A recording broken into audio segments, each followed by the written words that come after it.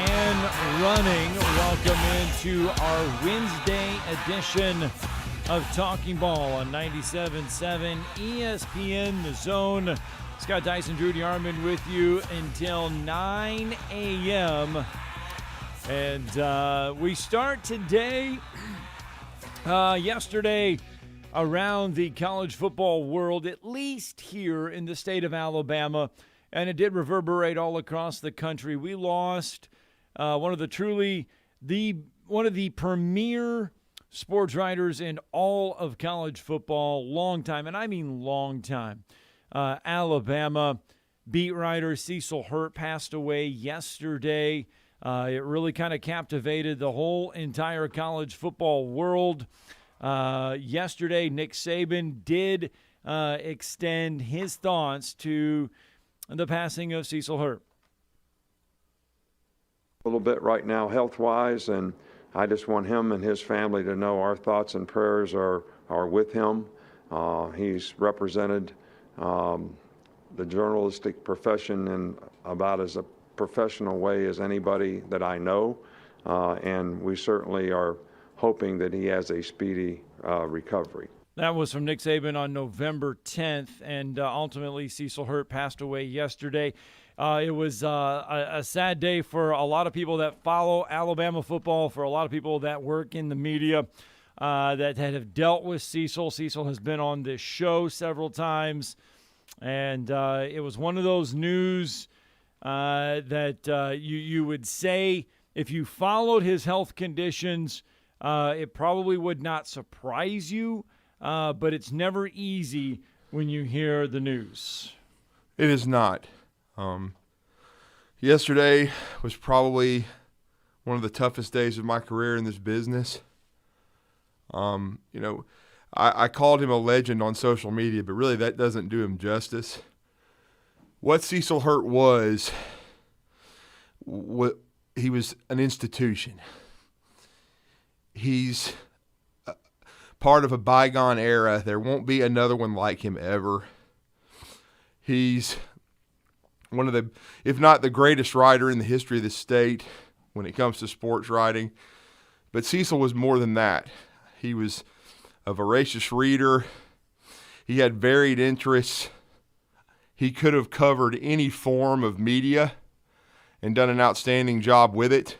He could have left Tuscaloosa many times and spread his wings and made a ton of money and been a guy nationally known, and he still was, just because of covering the University of Alabama.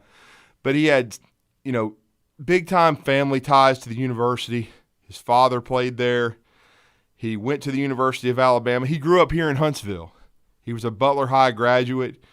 And, basically growing up before the internet era and being able to read columns on social media, the only way you could read Cecil Hurt was to buy a Tuscaloosa News. And he was so respected by everyone that whenever I was a kid and you were in Birmingham or Tuscaloosa, you purposely tried to find a dispenser to get a paper to read what he wrote. Yeah. Because what he did carried so much weight. And there was and he did it in such an eloquent way. Basically, he was my hero. I mean, there are certain individuals that you grow up with, that you attach to. Cecil Hurt was one of those guys for you. That was someone that you looked at, and that's how you figured out what was going on with Alabama football. Well, yeah, and just Alabama basketball, Alabama athletics. And the thing is, with Cecil, of course, I've always admired and followed the players and coaches and been everybody knows that I'm an Alabama guy, following the programs, and not just football, basketball, baseball, vociferously. And the thing is, but I wasn't talented enough physically to play. I wasn't going to be a player. I wasn't going to be a coach, but I could write, and I read all the time, as many things as I could get my hand on, just about. And I think, and then I figured out later in life that I had the gift for gab, that I could talk. But Cecil Hurt was someone that you just gravitated toward. You wanted to be like him, be respected like him, because he did things the right way, and he was, what Alabama athletics covering it was all about. He was there in person. He was fair and accurate with how he covered the team. And Aaron Suttles put it so succinctly, and he's been on our show many times. Aaron is probably the closest I've seen with the written word to Cecil. And as he put it yesterday, when Cecil walked into a room, everybody kind of straightened up because he was so respected. And secretly, you wanted him to say hello to you or say something to you, because you felt like if he did, it was almost validating you somewhat, that he respected you and that he knew that it meant you were doing a good job. And so whenever I had a chance to speak to Cecil, or whenever he spoke to me, I mean, it was so, I guess, just it was a feeling that it's just hard to explain. And it's so funny. I've got a funny story for the listeners.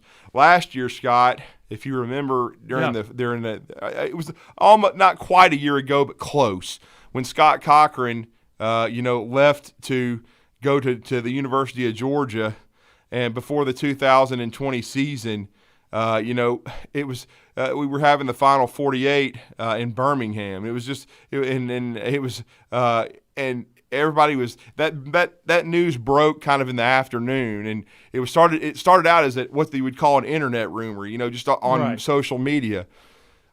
And I walked past Cecil. We were both at the Final 48, and I always tried to speak to him when I saw him because I respected him so much.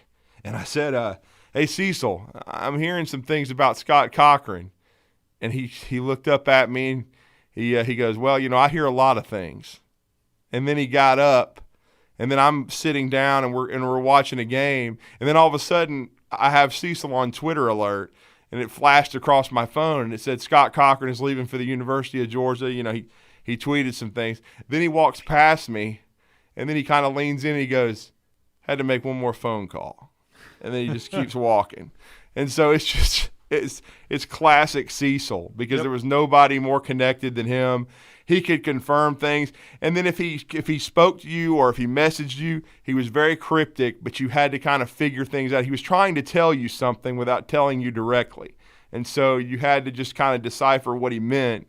But there's nobody that covered the University of Alabama like Cecil. Nobody was more respected, and he's irreplaceable, and it's just a very, very sad time right now to lose him much too soon at 62 years of age. All right, Greg Sankey, SEC Commissioner, says yesterday Cecil was a leading voice in telling the story of the SEC for 4 decades. The relationships he built, his credibility with readers, his clarity in communication, and unrivaled wit made him a pillar of his profession. Rest in peace, Cecil. So many more messages are going to be coming out on Cecil Hurt. Many more tributes will be coming to Cecil Hurt. And really, in this business, in this day and age, when newspapers are dying out, true legends, true writers, we've lost too many of them. Cecil Hurt, one of those, passing away at the age of 62. I tell you what, let's get a break in. When we come back, we're going to talk college football playoffs, but we're going to leave you with a moment of silence and a little break in honor of one of the best to ever do it. One of the best will never be duplicated. Rest in peace, Cecil Hurt.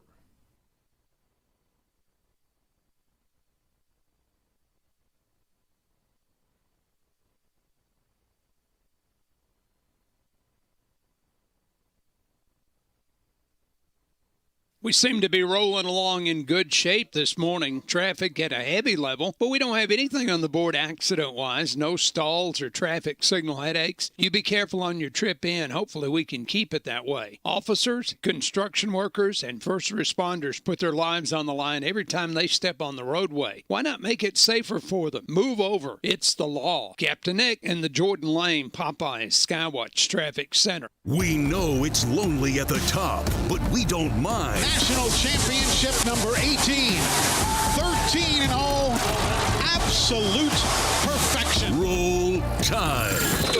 Join us Saturday as the Crimson Tide head to Jordan-Hare Stadium for the 86th Iron Bowl. Our coverage begins at 11:30 on your home for Bama football. Listen to Alabama football all season long on 97.7 ESPN The Zone. Have you ever found exactly the right new car or truck with the exact features that you want and nothing else? Well, at Woody Anderson Ford, we can promise you just that. Hey, Bobby White back again, and you can now factory order your new Ford today, and you'll get your new car or truck exactly the way you want it. And there's no extra cost to custom order. Plus, you get $1,000 off MSRP on top of any additional factory rebates. This applies to 2021 F-150, Explorer, Ranger, and Expedition. It's a win-win with a custom order at Woody Anderson Ford. You get the colors, the features, and the options that fit your life. Plus, you get notified when it's built, shipped, and ready to deliver. Listen, buying a new car or truck is likely the second largest investment you'll ever make. So why settle? Get exactly what you want with a custom factory order today. And get $1,000 off MSRP. See how at WoodyAndersonFord.com or at the corner of Jordan Lane and Sparkman Drive. Hope to see you soon. Tom Abraham here for my friend Brian Hamaker and his team at North Alabama Mortgage. Look, buying a home is the biggest purchase you will make in your life, and it can be a bit intimidating, so you want people that can help walk you through the mortgage process and get you the best deal possible. That's what North Alabama Mortgage does, and they do it in Alabama, Tennessee, and Florida, from first-time purchases to refis, conventional, VA, FHA, and USDA loans. They have the solution at North Alabama Mortgage. Visit NorthAlabamaMortgage.com to learn more. That's NorthAlabamaMortgage.com. For all those upcoming get-togethers, get the Black Friday savings you can always count on from Bob Wallace Appliance on the brands you know and trust: Whirlpool, KitchenAid, Maytag, and more. All 3 locations: Huntsville, Florence, Coleman, and at BobWallaceAppliance.com. I'm Chris Haygood, and from all of us here at Bob Wallace Appliance, a heartfelt thank you for buying local. Right, Madeline? Bob Wallace Appliance, where we service what we sell. When you call most roofing companies, all you'll hear is, you need a new roof. Not when you call Fleming. At Fleming Roofing and Restoration, we're focused on your needs, whether it's an easy repair or a full roof replacement. Folks around here have trusted Fleming since 1965 for all their residential and commercial roofing needs. And as the area's storm damage experts, Fleming knows all the ins and outs of the insurance claims process. Log on FlemingHSV.com to schedule your free estimate today. Fleming Roofing and Restoration. We show up. You know that there are some words that have really messed up our world. The devil, way back in Genesis, said, "Has God really said?" Unfortunately, we often listen to those words of the devil. We question God's word. We often doubt God's goodness, and we make a mess for ourselves and so many others. Hey, let's honor the word of God for what it is. It is God's word. Let's follow it and be blessed by it. Hey, I'm John Dees, pastor of Cross Point Church, smack dab across the street from the YMCA in Madison, and check us out at cpcfamily.org. More intense than a Nick Saban press conference. You sure you want to ask? Your home of ESPN Radio. 97.7 ESPN The Zone. Can't assume anything. I don't even know what you asked me, but I just wanted to say that.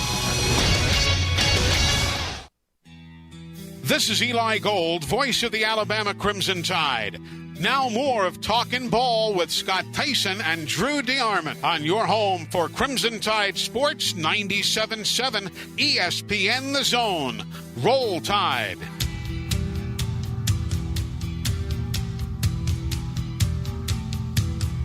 All right, 7:15 on a Friday morning. It is our Friday edition of Talking Ball on a Wednesday. We will not be in on Thursday. We will not be in on Friday, as we are going to enjoy some Thanksgiving time with our families. We hope you enjoy your Thanksgiving with your family and friends. I hope you're able to enjoy it over the next few days. So last night, the newest college football playoff rankings came out. Georgia remains number 1, but thanks to their dominating win over Michigan State, Ohio State leapfrogs Alabama as they go to number 2. Alabama is at 3. Cincinnati. The Cincinnati Bearcats move in to the top 4 of the college football playoff rankings as they check in at number 4. Now, here is how the rest look. Michigan is at 5. Notre Dame is at 6. Oklahoma State is at 7. Baylor is 8. Ole Miss is 9. And Oklahoma checks in at number 10. So, what does it all mean? Absolutely nothing. Because Ohio State and Michigan will play each other this weekend. So one is going to be out after that. Alabama and Georgia will face each other in 2 weeks. If Alabama gets by Auburn this weekend, and the SEC championship will decide that. When it's all said and done, Drew, the Notre Dame Fighting Irish sitting there at number 6. Are the Irish looking pretty in all of this, despite not looking pretty this year? Well, I mean, they're certainly going to get more help this weekend, no doubt about it. I mean, with the loser of Ohio State and Michigan falling by the wayside, and so they'll be the biggest beneficiary. Now, I will say this. I don't think there's any way the committee can justify jumping Notre Dame over Cincinnati. I don't care about name brand. I don't care about tickets sold, all that crap, because Cincinnati went into Notre Dame and dominated them, okay? Solidly whipped their ass in South Bend. So if these two teams, Cincinnati being the undefeated one right now, if Cincinnati runs the table, I don't care if they beat everybody by 1 point. They should be and if Notre Dame wins out, there's no way you can justify jumping Notre Dame into the top 4. The only way the Irish end up in the top 4 is if Cincinnati loses. Right. And if they lose, then there's some merit to that, because I know it would still be head-to-head and it would still be 1 loss apiece, but it's going to depend on how high Houston can get up in the national rankings and how that Houston game was played out. But I will say this, now that if you're the Cincinnati Bearcats and you've seen everything unfold the way it has, Scott, I'm as big, an Alabama guy as there is as far as for them to be in the college football playoff. Right. But if they lose to Georgia, I know there's been talk, Mike Rodak put out a piece a few days ago, Avail.com, friend of the show, been with us a few times, that there were 70% chance, even if Alabama lost to Georgia, that they would, be in the college football playoff. I don't think that's the case. I think Alabama will be eliminated. The only way Cincinnati is bumped at this point, in my opinion, are 2 ways. 1, they lose the AAC championship game. And 2, the only other way to me is if Georgia is upset by Alabama, because Georgia's in no matter what. Because I think they're going to smash Georgia Tech. They're going to be 12-0. Right. And so Georgia has already kind of punched their ticket into this deal. But Cincinnati, I guess all I'm saying right now, if you're the Bearcats, this is as close to controlling your own destiny as you've been all season. But if you run the table the rest of the way, to me, there is only one way that you don't get in. And the only way that is if Alabama upsets Georgia. So Cincinnati, to me, is going to be huge Georgia fans wanting them to run the table, right, be undefeated, knock Alabama out of it, and then if they do that, kind of creates a path for them to you're get going to have Alabama, you're going to have Georgia, you're going to have of course number 2 Ohio State. To me, then you would have Cincinnati being number 3, and then Notre Dame could sneak in as the 4 seed. And then with Notre Dame's only loss being to Cincinnati, the committee can justify, their only loss, even though it was at home, was to a undefeated college football playoff participant. And then the matchups would be Georgia, Notre Dame, and Cincinnati, Ohio State. And that would be a ton of intrigue from a ticket standpoint, because they're both from the state of Ohio. Right. The Bearcats never play Ohio State. They get a shot at the big dog. I think they played them 2 years ago, and Luke Fickell was still there, and Ohio State, I think, beat them pretty handedly. I'm just saying they don't play regularly. Right, they don't. Yeah. And then you would have the history between Notre Dame and Georgia. Georgia beating Notre Dame for the national championship, back in 1980. So the last time Ohio State faced Cincinnati was in 2019. Yeah. Cincinnati was 21st ranked. Ohio State beat them 42-0. Right. And I'll be honest with you. I think that Cincinnati would probably get whipped soundly by Ohio State, and definitely Georgia would be a big favorite over Notre Dame, and you would be looking at an Ohio State-Georgia national championship matchup potentially. But I think that would be your 4 the way it's staying out right now, because now if Michigan upsets Ohio State, that's not going to – Ohio State will be done. Okay, right, that'd be 2 Michigan losses, would just take their place, and they would jump all the way to number 2 probably. So Michigan, in effect, they control their own destiny as well. The only way that this is going to they're going to be a wrench thrown into this from a Big Ten perspective is if Wisconsin wins the Big Ten championship game, and then you probably wouldn't see a Big Ten champion in there. That would open the door for Alabama if they had lost a close game to Georgia. But again, that's a lot of chaos, which I don't anticipate happening. That's just my opinion. All right, Gary Barta did explain why Ohio State is playing better than Alabama at this point. Well, 2 great teams, both Ohio State and Alabama. Both of them have Heisman Trophy candidates at quarterback. And this past week, though, the dominating win over Michigan State certainly got the committee's attention. The offense of Ohio State just with total domination, and defense playing much better. And they've been playing better week after week. They now they beat Penn State, they beat Purdue. Alabama's still a great football team. Have a wonderful win against Ole Miss. The last few weeks, just not showing as much domination on defense. So 2 great teams, but when the vote came down, Ohio State came ahead of Alabama. So that is why they put Ohio State ahead of Alabama this week. Like I said, it really doesn't mean anything that they're 2 and 3. Well, I mean, it's what I've said. This committee is basing everything on a week-to-week basis. This is not a complete body of work situation. Not too much. I know Gary Barta just brought up Ole Miss from several weeks ago, but if Alabama, for example, if Alabama had beaten Arkansas 42-10 and dominated them, then Alabama stays number 2. They would not have jumped Ohio State. But Alabama had to win 42-35. They had to survive an onside kick, things of that nature. Despite the fact Arkansas is a ranked football team, despite the fact they've won 7 games and they've beaten some really good teams, including Texas A&M, who beat Alabama, that didn't carry a lot of weight because Michigan State was overrated, and they had them ranked 7th up there, and they got smashed by the Ohio State University. Now, after we watched Purdue smack Michigan State all around, nobody should have been shocked about 56-7. These dudes were overrated. That conference is trash. That they really are. It's basically Ohio State and a bunch of clowns because they're probably going to smash Michigan this weekend again, and Michigan will be gone. And then the narrative will start up about Jim Harbaugh heading back to the NFL. But I'm just saying, I just think right now that they're carrying a ton of weight with Ohio State smashing an overrated Michigan State team.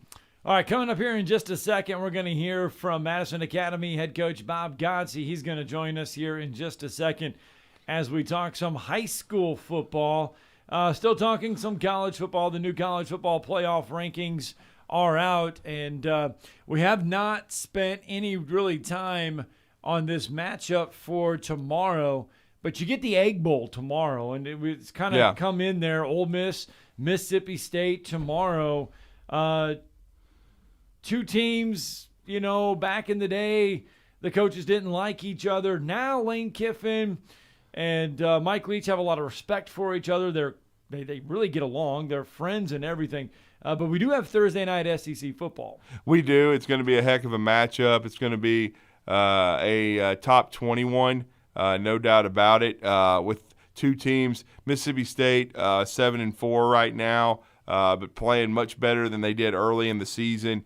We already know that the narrative with Ole Miss, they're 9-2. They can win 10 regular season games. I think for the first time since Eli Manning, was or at least 10 games in a season since Eli Manning was with the Rebels, no doubt about it. I mean, that was the last time they came close to winning the SEC West. They lost a very close game to Nick Saban's LSU Tigers that year, and so.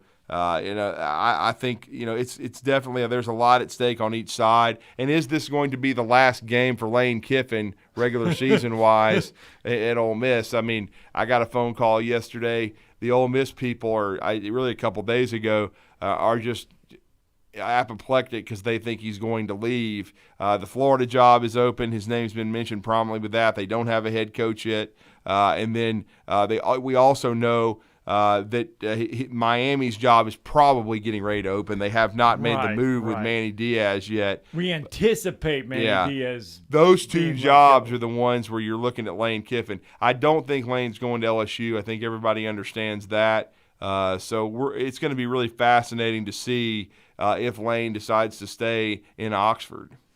All right, as we mentioned, we're going to talk some high school football, and that is indeed what we will do right now. Madison Academy getting ready to take on Aniana on Friday for semifinal play. SportsMed Orthopedic Surgery and Spine Center is a proud sponsor of Madison Academy football. They invite you to visit their Saturday sports clinic for all those sports-related injuries. Each Saturday from 8 a.m. to 9 a.m., visit 4715 Whitesburg Drive. It's the SportsMed Saturday Sports Clinic, Drew. And we normally get to talk to their head coach on Friday, but since we're going to be enjoying the holiday weekend, we'll grab them on Wednesday. Yeah, we are going to take Black Friday off. Certainly our next guest is not. They're grinding and preparing for their biggest game of the year because you are the elite of the elite if you're playing on semifinal Friday. They certainly are. It will be live at Bill Washington Stadium, and Steve Moulton and Glenn Laird will be on the call. We have had weekly visits with our next guest throughout this journey, and now this has been something that they have been looking toward all season long with an opportunity to get to Birmingham for the Super 7 in that beautiful new facility over at UAB. And our next guest is the third-year head football coach of the Mustangs, Bob Godsey. Coach, once again, thank you for taking a few minutes to join us this morning. Congratulations on what was a very emotional and hard-fought win on the road at Good Hope last week, 35-28. Well, it certainly was a roller coaster ride.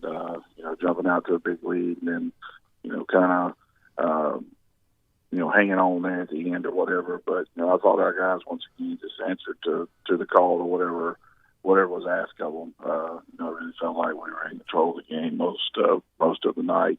Certainly, you don't want it to come down to recovering an onside kick or something like that to close it out. So, but it's playoff football. It's not going to be easy. We talk a lot about being tough and making plays in tough situations. Even though we felt like we did play our best defensively, but credit goes to Good Hope with that. I mean, they have a very good team, a very good offensive team. On top of that, they really put you in stressful situations and got us frustrated. We became a little bit undisciplined, and that's what they do. So credit them for executing what they did. Coach, what enabled you guys to get out to the big lead? Well, I just think our guys were ready to play, and offensively we executed very well through that first quarter. 3 quarters of the night we executed very well offensively. In the second quarter, where we had a chance to maybe put the game away, we killed 3 drives in a row with major penalties and just things you can't do. Especially in playoff time, but we're able to overcome those and jump back. But just executed very well in the run game. Got a turnover from our defense, which gave us a short field there once. Then an explosive play as well. So kind of had all things firing right there early. No question about that, Coach. And there's always moments throughout the journey where they call them gut checks, and certainly you guys went through one because it took a lot for Good Hope to come back from a 21-0 deficit at home against the best football team I'm sure they played all year with the Madison Academy Mustangs. But your team responded in the right way, even after kind of a mishandled kickoff as well. You guys drive the 91 yards, but I know that you had to be proud of how your team responded because, as you said, they come out of the locker room in the second half tied at 21, so the 21-0 lead was gone, but your team responded in all three phases in the right way. Well, I think we did it. We had talked about through this whole journey that to get to Birmingham, it's not going to be easy, and you're going to have to win at least one game like that. One game where maybe you don't feel like things just don't go your way. And there was a lot of things maybe that didn't go our way. Maybe a call here or there. Maybe, like you said, we were had an injury or two that put you in a little bit of a bind. There's a lot of things that happen. Through the course of a night, you're on the road, you're in an environment you're not used to. It was a great environment, and obviously a little bit for them, as their fans are really into it, that type of thing. It was an outstanding situation. It's what playoff football is supposed to be like, and just super proud of our coaches as well as our players. We never blinked. We just kept playing, just kept firing, and you mentioned the 91-yard drive. That was huge. We popped out of there, for a big gain on first down, and got I hate to be ugly, questionable penalty, but came right back. Our guys once again never blinked, just went to work.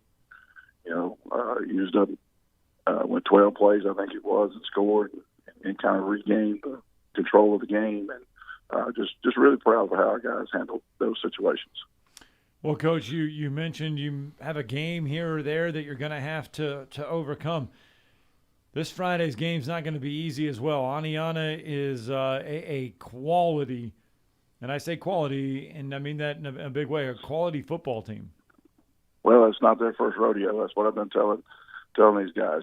There's certain schools, and I think I've said it on here before, there's certain schools that in each classification that you better figure in every year being in the mix. And they may not have the team that particular year to win it all, but they're going to have a say in who does.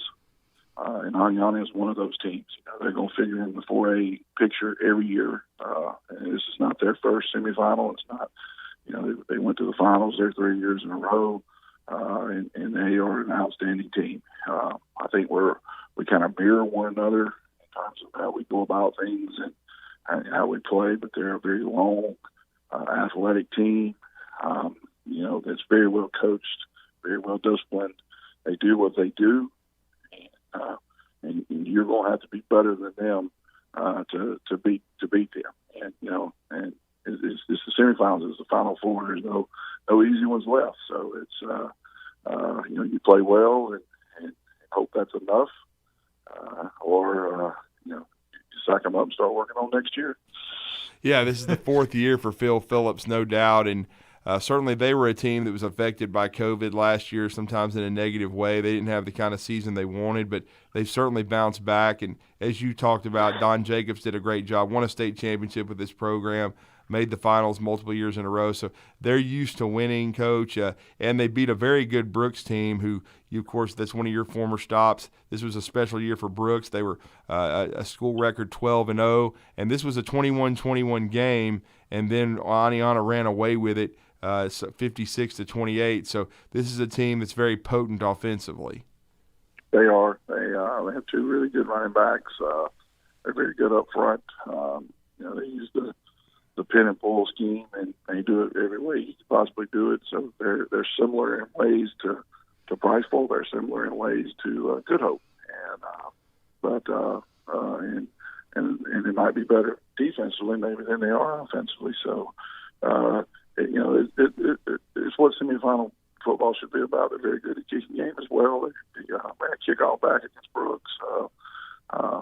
They run multiple kickoffs back. So we're going to have to be on top of our game in all three phases, which once again is to be expected in the semifinals. Yeah, and the Mustangs have not taken on Aniana since 2001. So this is an opponent that has not been. There's only been 3 meetings with the Redskins. Aniana leads that series 2-1, so this is going to be fascinating. And Coach, I know you talked about them maybe even being better defensively than they are offensively. Talk about what you see of them on film on that side of the ball. They like to bring pressure. They're very similar to a Russellville team, scheme-wise, and what they do. Big linebacker in the middle that's committed to Troy that makes a lot of plays. 2 really good outside linebackers that cause a lot of havoc and do a lot of things. But once again, I believe in our guys. I believe in what we've done, and we have a great opportunity, and we just have to execute what we do and see what happens. But once again, like I said, I believe in our guys. I believe in our coaches. Just excited to be playing, right now. Telling our guys yesterday, according to our records, 1963 was the first team here at Madison Academy. There's only been 6 teams to play on Thanksgiving week, by our records. And these guys are one of them. They worked extremely hard to be here, and are just excited to be on this stage, excited to go to battle with a great football team. They really are. We're looking forward to that, no doubt about it. And Coach, I know that it'll be a handful of plays, 4 or 5 plays, I'm sure, that will decide this game. And of course, as you said, you just previously mentioned it, they're very dangerous in the kicking game. So kickoff coverage is going to be a huge part of this, containing them. And you have an outstanding place kicker who hopefully can make them drive the length of the field and not give them opportunities maybe to have an explosive return. Exactly. Ian's been really good at that most of this year. Well into almost 90% of the opposing drive has started at 20, and that's just huge. And but that becomes a little more difficult when you get into cold, wet weather and that type of thing. The ball doesn't quite fly as well a lot of times. So we do have to be good in that in our coverage game. We certainly put in the time and effort through the year to prepare for that. Mm-hmm.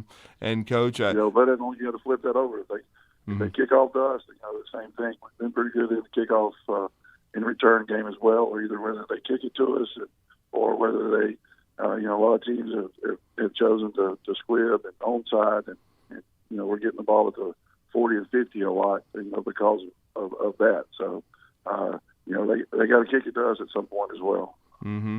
And Coach, we wish you and your family a happy Thanksgiving yet again. We ended up coming to you before Thanksgiving. I know we talked about that last week as well, but how do you handle this for your team? What kind of schedule do you set up for them to, spend some time with their families on Thanksgiving, but yet stay on task and continue the preparation for such a big football game to be played on Friday night? Well, one thing, we haven't been through this a lot is the families are excited about this as well. Mm-hmm. And, they understand the moment, and they're excited. We had a big breakfast yesterday that our senior moms fed our guys after practice. We do all of our work for the most part in the mornings. A little bit of that is if we are fortunate enough to move on, we play 11 o'clock start next week. So trying to prepare a little bit just body-wise for that. So we do most of our work in the mornings and get done, before lunch, and then we'll get together real quickly in the morning, and then they'll have the rest of the day to be with their families and do those things. Of course, you always have a guy or two that may miss tomorrow to go out of town or whatever. That's certainly fine as well. But the thing I found through the years with this is the entire families are very excited to be playing on Thanksgiving, and they have family coming in to watch the game and watch their sons play and that type of thing. So it really creates a lot more of a family atmosphere around Thanksgiving than maybe any other time of year. Well, Coach, best of luck on Friday night. Yeah, best of luck, Coach. And what's going to be the key for the Mustangs to march on against the Aniana Redskins? Well, it doesn't change, guys. We got to take care of the football. We got to tackle well space. We need to remain disciplined. We got a little bit out of sorts the other night, and once again, give credit to Good Hope for that. defensively because they put you there. But we just, we got to remain disciplined and do what we do. Do what got us here, and embrace the moment, enjoy every second of it. Well, we certainly will enjoy every second on 97.7 The Zone. Steve Moulton, Glenn Laird on the call. Coach, happy Thanksgiving to you and the entire Mustang family. We look forward to hopefully you guys marching on to Birmingham to take on the winner of Viger and ACA. And that would be an outstanding moment, first to finals trip since 2016. But again, good luck to the Mustangs, and thank you for joining us this morning on Wednesday just for a few quick minutes to preview this outstanding contest that we're looking forward to on Friday. Thank you, guys. Enjoy it. Happy Thanksgiving to you. All right, thanks, Coach. Madison Academy head coach Bob Godsey with us. That interview brought to you by Sportsmed Orthopedic Surgery and Spine Center. Give them a call today, 256-881-5151, to experience the Sports Med difference. Sportsmed Orthopedic Surgery and Spine Center, dedicated to providing care that improves lives. Let's get a break in. When we come back, we're going to wrap up hour one of Talking Ball on a Wednesday.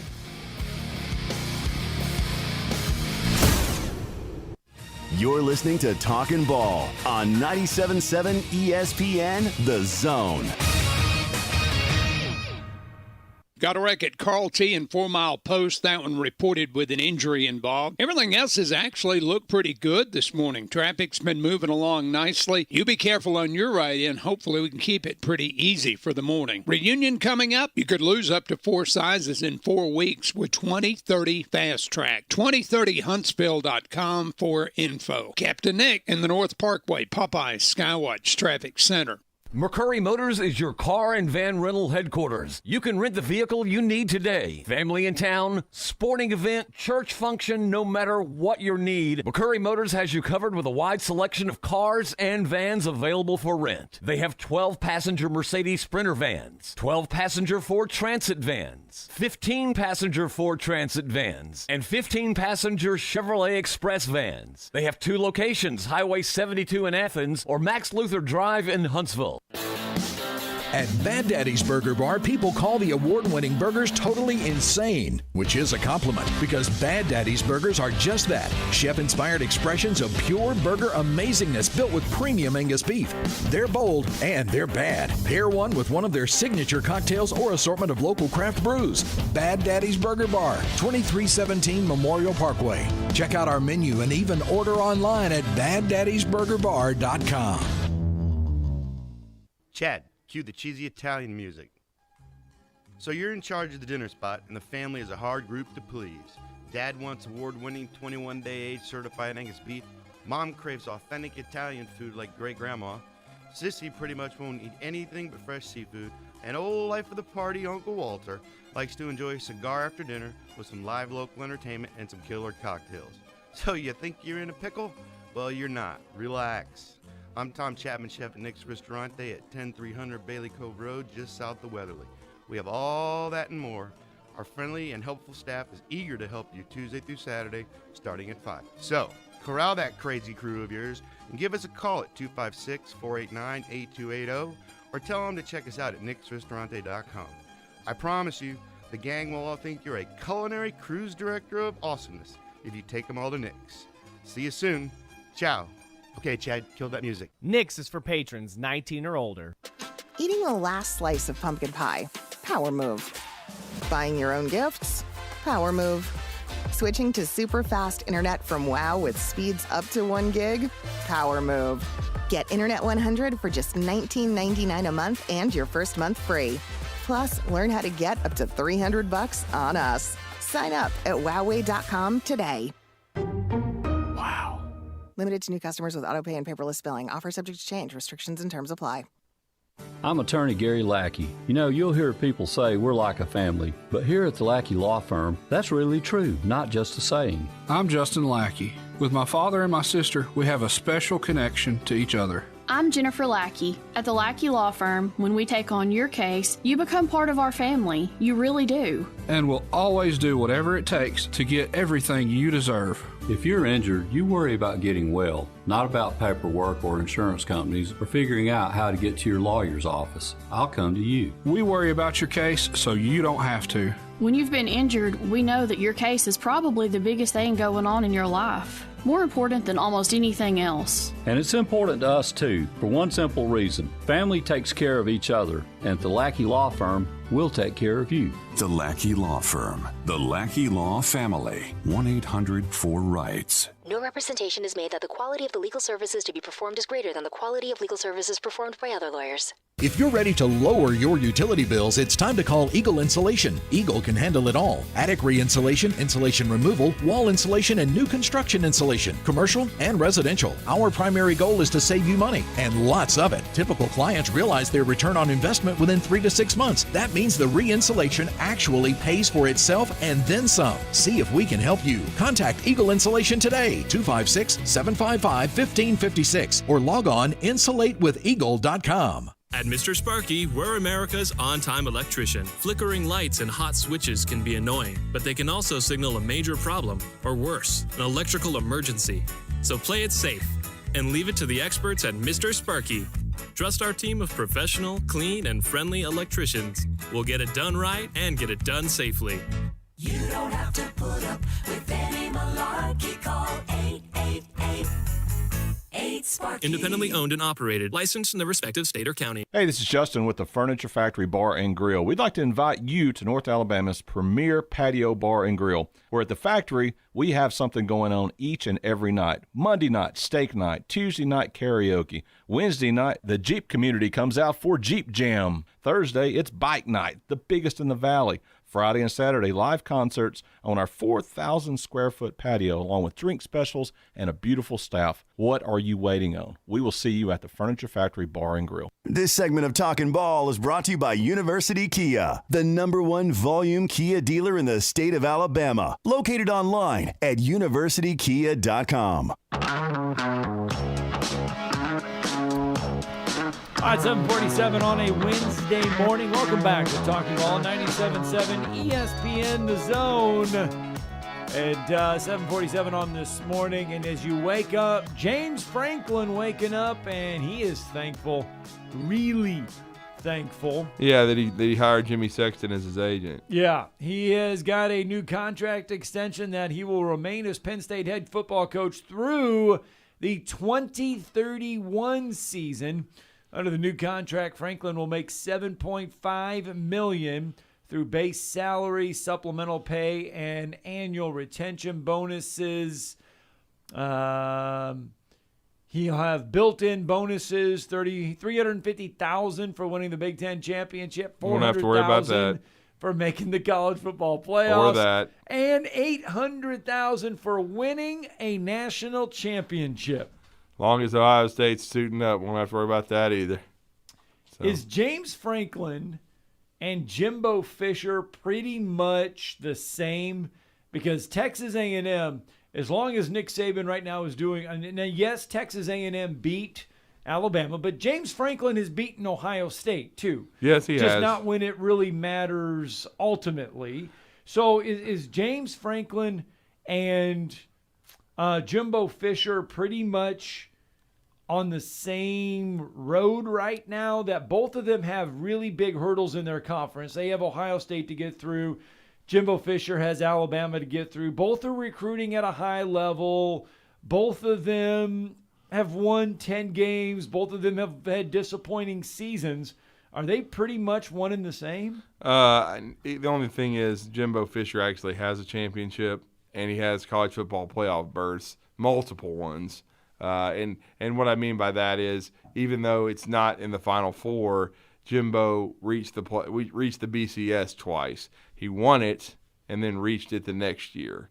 Okay. And so Jimbo, and really I guess you could say he did reach the Final Four. Let me equate that. I believe it was the first year of the championship. It was 2014, because they got dismantled by Oregon. Right. And then Oregon turned around and got whipped by Ohio State in the championship game. So he has a BCS championship in 2013 and then a playoff berth in 2014. James Franklin has none of this. That's the key difference. And that's probably the reason Jimbo's making $9 million or whatnot and James Franklin's making $7.5 million. But he has done a nice job at Penn State of reviving the program. Bill O'Brien did the dirty work. He had to get through the sanctions and the Jerry Sandusky controversy. But what James Franklin did when he came in is he reestablished their brand as a top 15 program, so to speak. But I will say, to me, he hasn't come close to winning a championship as far as a national title. I don't know that he ever will. I don't know if Penn State can climb that mountain with Ohio State. And the thing is, Michigan, if they ever get things figured out, Michigan is a program that would probably be ahead of them. So to me, best case scenario for Penn State is being the third wheel there if Michigan can get out of their own way eventually. That's awfully expensive to pay for a third wheel. Well, $7 million a year. It is, but I will say this for Penn State: if you look at the landscape of college football, I think what they're thinking is we can't do any better than James Franklin. And I'm not saying that in a negative way. I'm just saying because he's probably a top 15 it's that old coach. Adage, who else is out there that it's an old adage of the fit. And I get he does fit at Penn State. He's a Pennsylvania guy. So what they're trying to do, they don't want to be Nebraska. They don't want to let somebody leave or fire somebody and end up irrelevant. And Nebraska right now is irrelevant, and they can't figure out who they need to be their head coach. It's kind of like with Mel Tucker and Michigan State. Michigan State, look, Mel Tucker hasn't even coached 2 full years, okay? But he beat he did beat Michigan twice. And so they're thinking to themselves, if LSU is interested in this dude, we are going to do everything in our power. He fits us. We're going to keep him. Right. We're not going to let him leave and reach the open market. Now that begs the question with Ole Miss: are they going to try to do that with Lane Kiffin? And is Lane Kiffin receptive to that? Lane Kiffin, I think he's got one foot out the door. Does Lane? I mean, he's there now. Obviously, Ole Miss thinks so. Mm-hmm. But does Lane Kiffin fit Ole Miss? Well, I think he's done a remarkable job. I mean, I will say that. I mean, certainly when you're in the SEC West, the toughest division in all of college football, and you've got a chance to win 10 games. Now, he fell flat against Alabama and Auburn, but they've handled business. And if he can win the Egg Bowl, for yet again for the second straight year, then I think, that would be to his benefit. And so, and you would have a 10-win regular season, which Ole Miss, it would be a remarkable recovery and turnaround after they had hit the skids at the end of the Hugh Freeze administration because of all the strife and the sanctions and all that. They would be totally back. But I just wonder how much Lane Kiffin's invested in Ole Miss because that's what I'm asking. Yeah, his name is just so prominent in some of these searches, and his ties to the state of Florida. I mean, he wanted out of FAU, which is understandable. He wanted to get back to he wanted a bigger Power stage 5 job. Mm-hmm, mm-hmm. Ole Miss comes along. He takes the Ole Miss job after nearly going to Arkansas. But did you see? Can you see Lane Kiffin? I mean, because of his track record, you don't see him staying long. You don't feel like he's staying long, and hence the 1 foot out the door thing.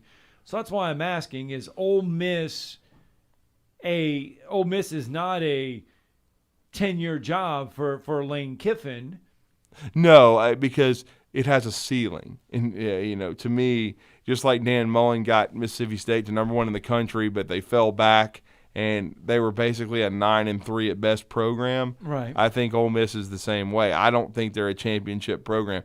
They have good players in the state of Mississippi, but there's not enough of them. And I think if you're Lane Kiffin and you're looking at the landscape in Florida right now, Scott, nobody's very good. But if you can go to one of those major schools and get everything you need and they give you the resources, you got to feel like with the talent around you that you can recruit at the highest level and have a chance to win. Leaving Ole Miss to Miami, is that a down move though? Because you might think it is right now. I mean, because you look at but if you look at the programs historically, Miami since the early 80s has climbed the mountain several times and proven it can be done with the talent around you. When's the last time Ole Miss won a national championship? The 60s. True. Johnny Vaught. I mean, they haven't won anything. They have not even ever played for the SEC championship since the divisions were split. So there's just a ceiling on that job. I don't think you can win a national championship there, but you can get the players. Now, but I will say this for like the University of Miami. Miami needs to completely commit to the sport. That's one of their problems. We already talked about that. No on-campus stadium, driving 45 minutes. Their facilities are questionable. That's why if I'm Lane Kiffin, personally, if I look at the two jobs, I know his girlfriend supposedly is from the Miami area. I wouldn't be worried about all that. I'd be wanting to go to Gainesville. And I know Florida's not an easy job either because everybody compares you to Steve Spurrier, but you're in the SEC. You're in the best conference there is. You're in a division where it's Georgia in the toilet. That's what we've been calling it. So you've got a chance to quickly recruit a lot of good players and get right up there behind UGA. And then if you can beat UGA 1 out of 3 times, I'm just talking about every few seasons, you're probably going to win the division, play for the SEC championship, and if you win it, you're going to the playoff. Right. So you see the path. You've already seen Steve Spurrier win it once there in '96, and then you saw Urban Meyer win it in '06 and '08. So there's been 3 national championships in recent times won by Florida. And they're fixing to open that new facility, the football-only building. Dan Mullen autographed it. Probably shouldn't have. And, so they're investing in their facilities. So to me, the Florida opportunity, if you're Lane Kiffin, is a golden one. I just don't know if Scott Strickland wants Lane Kiffin, though. That's the big question. Well, that's the question. I mean, would the Miami athletic department want Lane Kiffin? The one guy that they're not going to get, either one, will be Hugh Freeze, because potentially, and Chris Lowe is reporting this, yes, that Hugh Freeze is ready to ink, and surprise, surprise here, his agent is Jimmy Sexton, a long-term deal to keep him at Liberty that'll pay him $4 million a year at Liberty and keep him there through 2028. Well, they continue to move up the pecking order as well with all this conference realignment. And I'll give Liberty credit. They've been very aggressive in upping the compensation for Hugh Freeze since they hired him. That would be a very interesting move if Hugh Freeze stayed at Liberty, didn't even explore the Virginia Tech opportunity. Maybe Hugh Freeze is the perfect fit at Liberty. Maybe he's figured out that with his past, and it's a checkered one, that his Power 5 opportunities are limited. Look, Liberty has money to spend. Yes, we've heard that. They are a private institution that has money to spend, and if you're a football coach and you can win 9-8 ball games a year, they pay you $4 million, they give you anything you want, that's gravy. All right, that's hour 1 in the books. When we come back, John Schulman will ring in. Got to talk some UAH hoops.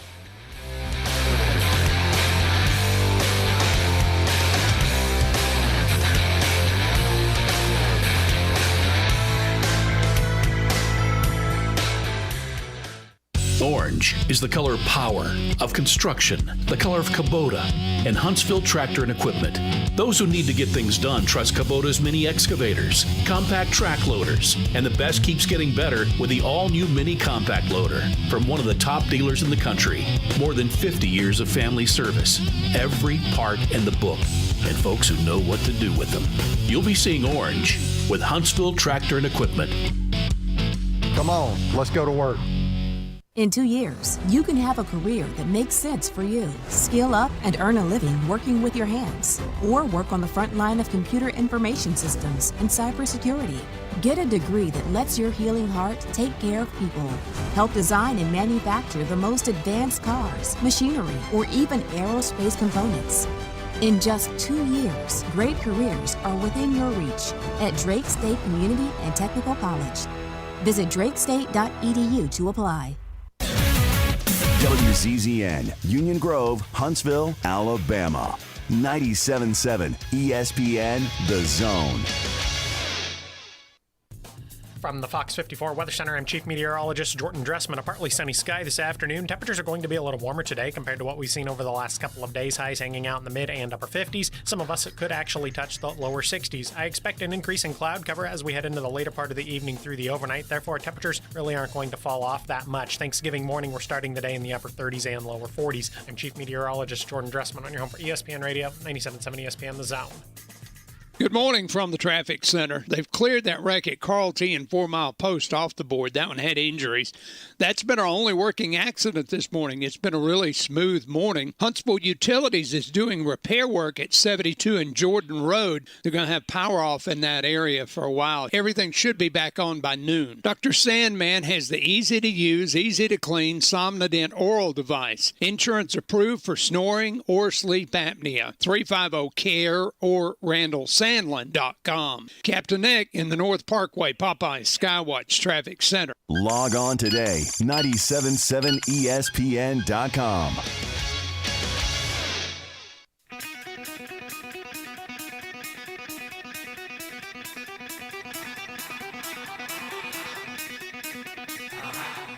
Welcome to Talkin Ball with Scott Theisen and Drew DeArmond. Call into the Neighbors Wealth Management Hotline now, 256-576-4977. That's 256-576-4977. Now, here's Scott and Drew.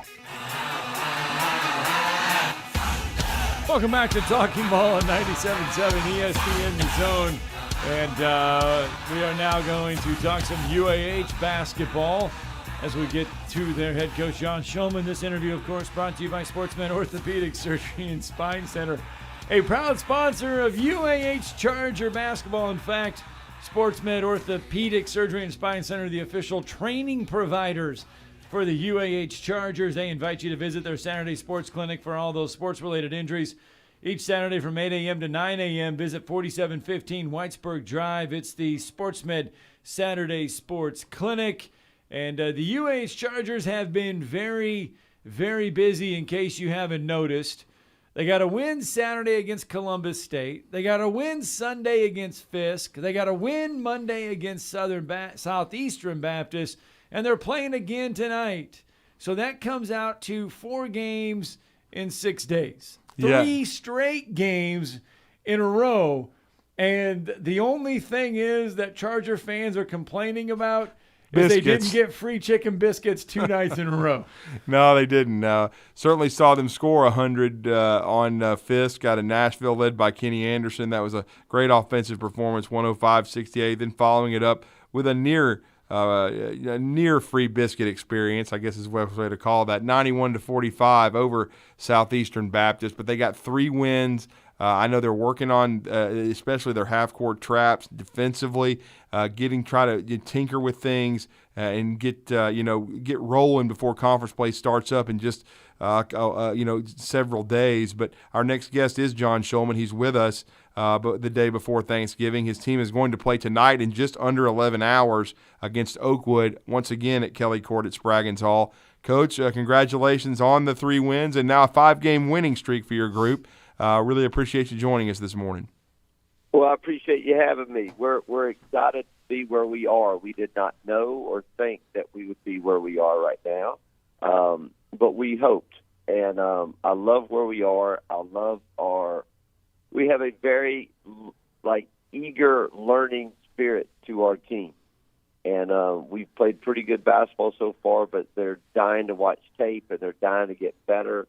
And we're a little beat up. We're a little tired, but we took yesterday really off, and to get kind of rekindle our fire for tonight. And then we're out of there at I would say about 45 seconds after this game. I'm letting our kids get out so they can go enjoy Thanksgiving with their families. Well, Coach, obviously the 3 games in 3 days did provide you a great chance to work on some in-game situations that you haven't had a chance to work on with a young group. That is always a positive. I love changing defenses, and I love playing multiple defenses. And, if you can, it's kind of like baseball. If I got a good change-up, my fastball is better. If I can throw a curve on occasion for a strike, then it's going to make everything better. If we can change D's, if we can trap a little bit in three-quarter court, trap a little bit in the half court, and play a little zone, all it does is make our man better. And so we work every single day on our man principles, on our fundamentals, on our boxing out. We're doing a better job on the glass. I call it karma. If we'll just box out, you'll get a rebound. If you don't, Maybe you will, maybe you won't. I don't like getting lucky. I like being prepared and organized, and we're getting better. I thought our traps against Southeast Baptist was much better, and it was like, well, Coach, they weren't a great basketball team. That part doesn't matter. Either you're in the right spot or you're not in the right spot. And so if you're in the right spot, good things going to happen. If you're not, you may get lucky on occasion. It just doesn't work out all the time. Like I said, I don't like getting lucky. And so what we're trying to do is we're trying to get better, and we're trying to use those clips from like game time, execution or non-execution, watch tape and get better and move on. And so far, so good. I think we are getting better. The guys were busting Dane Harding's tail end after the game and said the UAH faithful and fans are going to boo you because you didn't make a three at the end of the game. They didn't get their biscuit.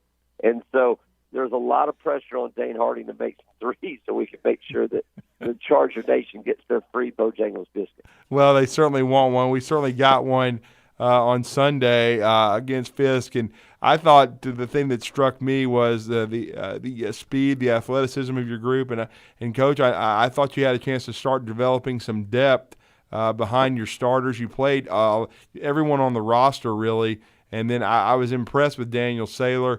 I think he ended up in the end of the game with 15 points. He's someone that gives you size inside, an interior presence. And, I know he came from a small school in Tennessee. He's a guy that was raw that you're trying to develop. But, again, and Austin Leslie's been out. We know he's had the concussion. But you've had a chance to play a lot of guys and develop some depth behind those starters to play a faster tempo and perhaps be a pressure team. Absolutely. Saylor, people don't really know this about him. First of all, he's got a 35 on his ACT. He reminds me a lot of us three. That's how smart us three are. So right. He is legit. He wants to be a rocket scientist. All right, but Saylor had 3 Division I offers, so he chose UAH. He wants robotic engineering, and the guy's a high level, with potential, a high level talent. He's 6'10", 6'11", can run. He had probably 2 or 3 dunks against Southeastern Baptist. One was in the full court where he got a chance to handle the ball, and most bigs cannot do that. He's a huge guy. He wears like a size 19 shoe. He played soccer in high school, and he wasn't the goalie. Whoa. He also played in the band. This is a unique child, this big, gigantic human of a Daniel Saylor. But, that's the great thing about coaching. That's why I want Charger Nation to meet these guys, and they're unbelievable kids. On Saturday, our first home game, all the red shirts went, hey, let's wear suits. Let's look really good. So they chose to wear suits that day. I mean, we just got wonderful kids. And you're absolutely right, Drew. We're trying to develop some depth.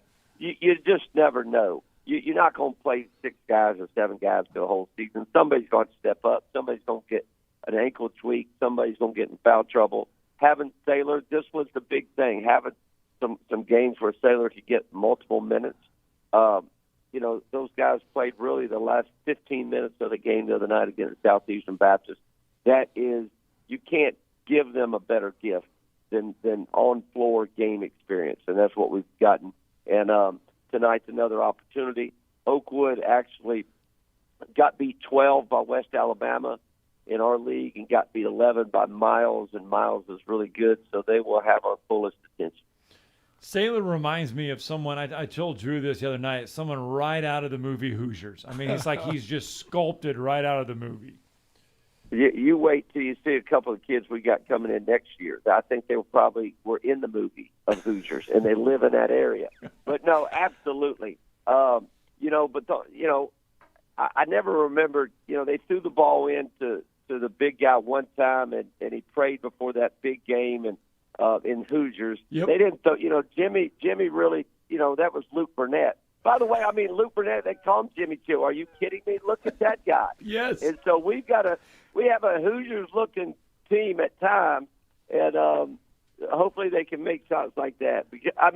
We just got a really unique core of young kids that love UAH and love Huntsville, Alabama, and love what we're doing and they want to work. You know, I don't know if we talked about this earlier, but every one of our kids made 15,000 threes before the season started, when they didn't get their practice gear.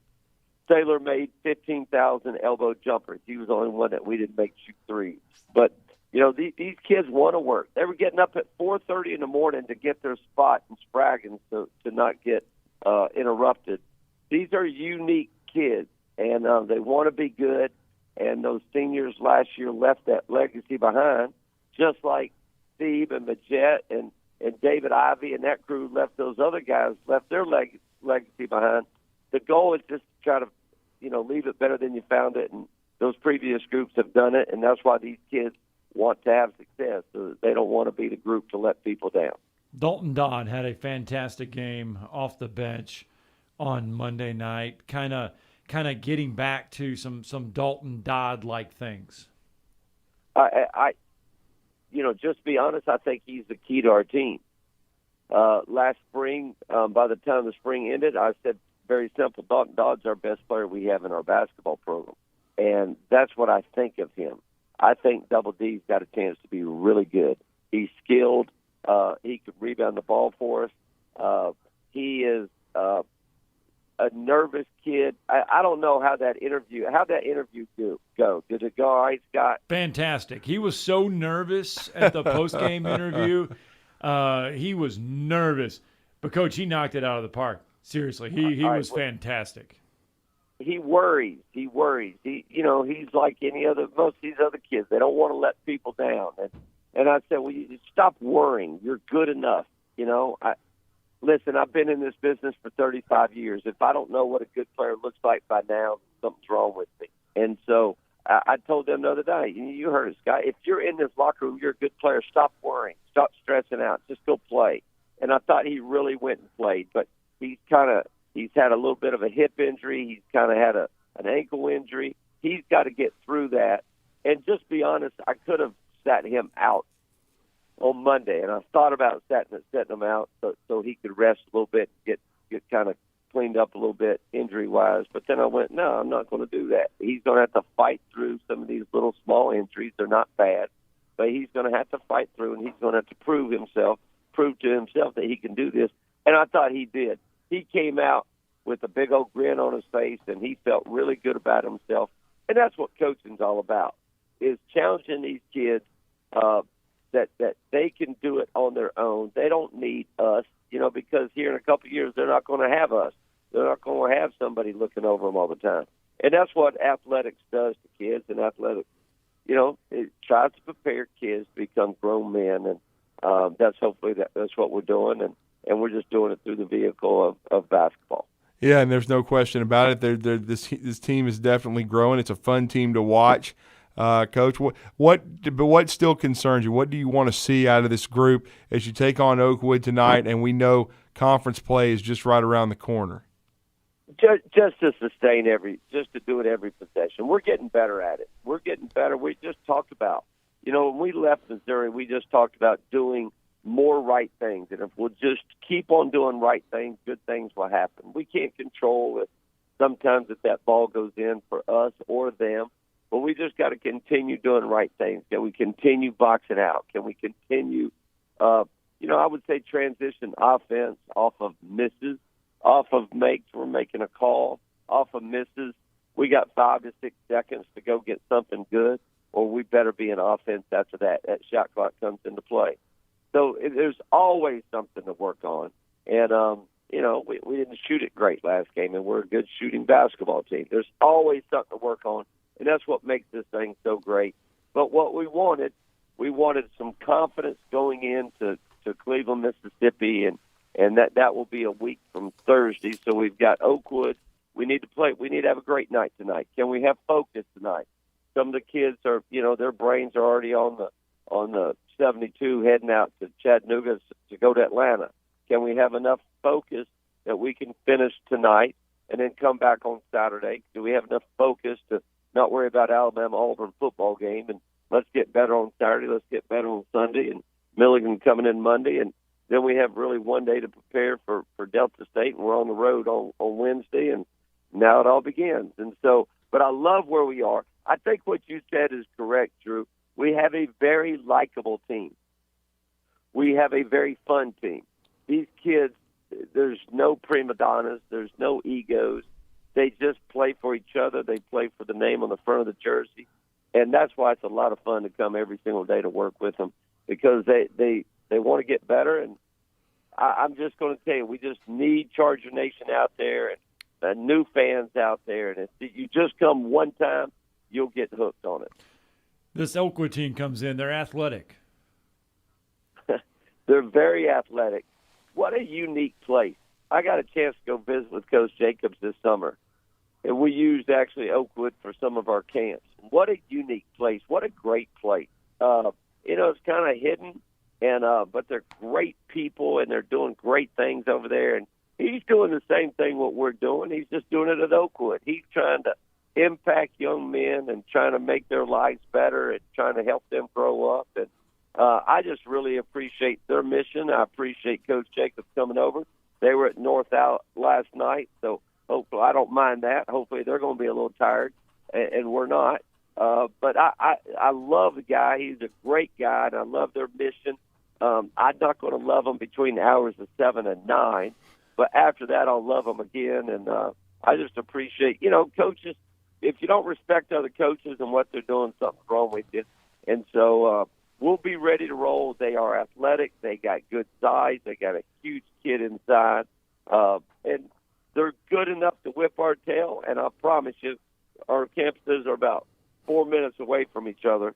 So it's a big game for them, but it's also a big game for us. No question. And Coach, also, we won't have a chance to speak with you before you take the floor against these guys, but talk about the game also to close out this homestand before you head to Delta State, and talk about Milligan and that challenge.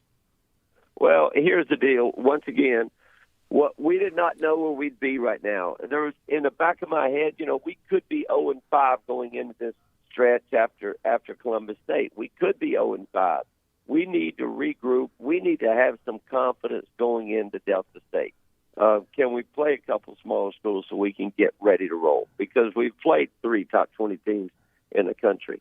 And so it is, I think we're going in the right direction.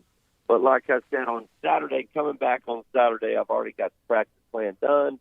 We'll be putting in one brand-new defense on Saturday, and we'll work on it Saturday. We'll work on it Sunday. We'll regroup on those 2 days. We got Milligan coming in, really well coached, playing the same league as Tennessee Wesleyan. So they're coming in. And like I said, we'll take Tuesday off, and then we'll practice hard on Wednesday and be on that bus and heading to Cleveland, Mississippi, and then it all begins. And so we're excited where we are. We're excited about our young kids are growing up, and every time they step on the floor, they got a chance to get better. And so let's just continue to get better and be ready to roll. And we look forward to the Chargers rolling tonight. Please, Charger Nation, turn out Spraggentall tonight as they will take on Oakwood at 7 o'clock. As we said, just under 11 hours until that tip-off. The Chargers looking for their 6th win in a row before taking on Milligan on Monday. Well, Coach, happy Thanksgiving to you and your family, and, of course, your team. Safe travels on the road. But we look forward to, we'll hear that game tonight. Steve Moulton will bring us that game as the end with Scott Tyson, the UAH Chargers. We always enjoy the conversation, talking hoops with you, and thank you for taking the time to join Talkin Ball this morning. Well, I appreciate you guys. Happy Thanksgiving. Let's remind everybody that how thankful we should be in this season, how thankful we should be every single day, how thankful we are talking right now. And we need to take a day or 2 days. We need to do it every day, but we don't, and we take it for granted. So let's at least take tomorrow and slow down and turn off our cell phones and put a fire on and eat something good and hang out with people that we love and care for and be thankful for that. But I appreciate you guys, and I'll see you guys tonight, and let's keep on getting this thing done. All right, thanks, Coach. Thank y'all. See you, bud. Take All care. right. Coach John Schulman joining us. Today's interview brought to you by Sportsmed Orthopedic Surgery and Spine Center. They are the official training providers for the UAH Chargers. Give them a call today, 256-881-5151, to experience that Sportsmed difference. Sportsmed Orthopedic Surgery and Spine Center, dedicated to providing care that improves lives. Let's get a break in. When we come back, we will kind of talk some more, follow college football news and headlines and Auburn recruiting.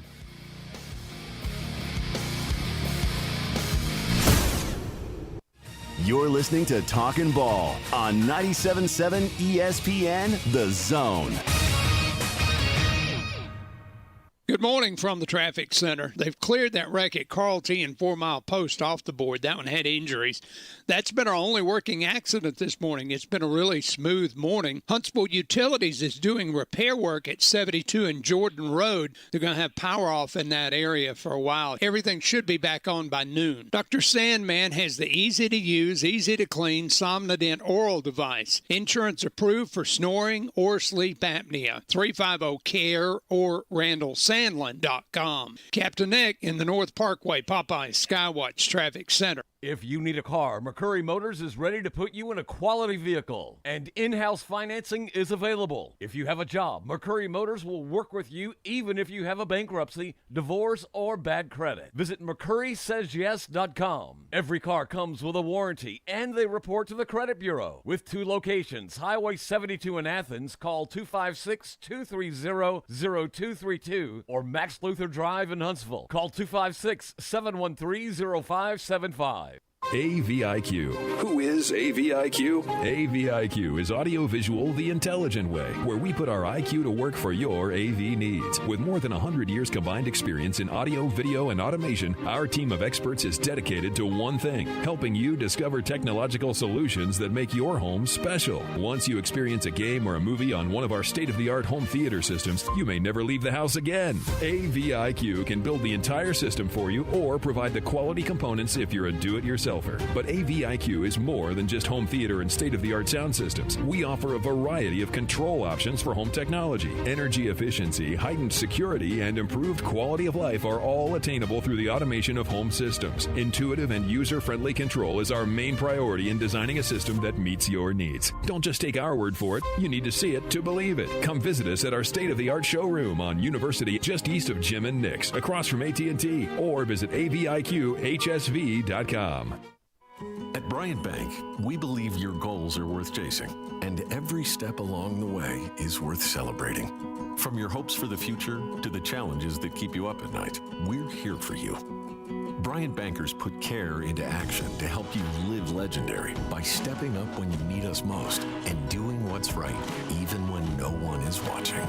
Come experience a local bank whose people greet you by name and treat you like family. Bryant Bank, member FDIC. There's little doubt why Mustang fans love Five Guys burgers and fries. Fresh, never frozen ground beef with 15 fresh toppings to choose from. Amazing fries and hand-spun milkshakes are just a few of the reasons. Fast and friendly service at any of the Huntsville's 3 convenient locations keep us coming back for more of this gourmet meal on a bun. Check them out online at fiveguys.com. Five Guys burgers and fries and high school football. Now that's a winning combination. In 2 years, you can have a career that makes sense for you. Skill up and earn a living working with your hands, or work on the front line of computer information systems and cybersecurity. Get a degree that lets your healing heart take care of people. Help design and manufacture the most advanced cars, machinery, or even aerospace components. In just 2 years, great careers are within your reach at Drake State Community and Technical College. Visit drakestate.edu to apply. Sitting here with Mark Kent of Southern Fidelity Mortgage Group of Huntsville. Mark, do you help pre-qualify people? We pre-qualify people all the time, Wes. As a matter of fact, I love having them coming in here because when they come in and they pre-qualify, they can leave my office knowing exactly how much they can buy and have no worries. Mark, tell me about your rates and pricing. Well, Wes, this is something we're really, really proud of. Long story short is, I love being able to provide the best pricing in town. Honestly, I cannot tell you the last time I lost a deal to either rate or pricing, something I'm very proud of. So what all financing options do you have, Mark? We do several different things. If you're purchasing a home, we can handle the purchase. If you're wanting to refinance your home, of course, rates are at the lowest they've been in the last 3 years. We do a lot of refinancing. If you're building a home, we can handle the entire process from breaking ground to the final close. Do you sleep with your phone? Wes, if you want to reach me, you can call me at my office phone, which is 256-562-1000. But always remember, I sleep with my cell phone at night. That number is 256-656-5936. Hey, this is Justin with the Furniture Factory Bar and Grill. We'd like to invite you to North Alabama's premier patio bar and grill, where at the factory, we have something going on each and every night. Monday night, steak night. Tuesday night, karaoke. Wednesday night, the Jeep community comes out for Jeep Jam. Thursday, it's bike night, the biggest in the valley. Friday and Saturday, live concerts on our 4,000 square foot patio, along with drink specials and a beautiful staff. What are you waiting on? We will see you at the Furniture Factory Bar and Grill. This is Paul Feinbaum. Listen to me coming up today at 2. Now back to Talking Ball with Scott Theisen and Drew DeArmond on 97.7 ESPN, The Zone.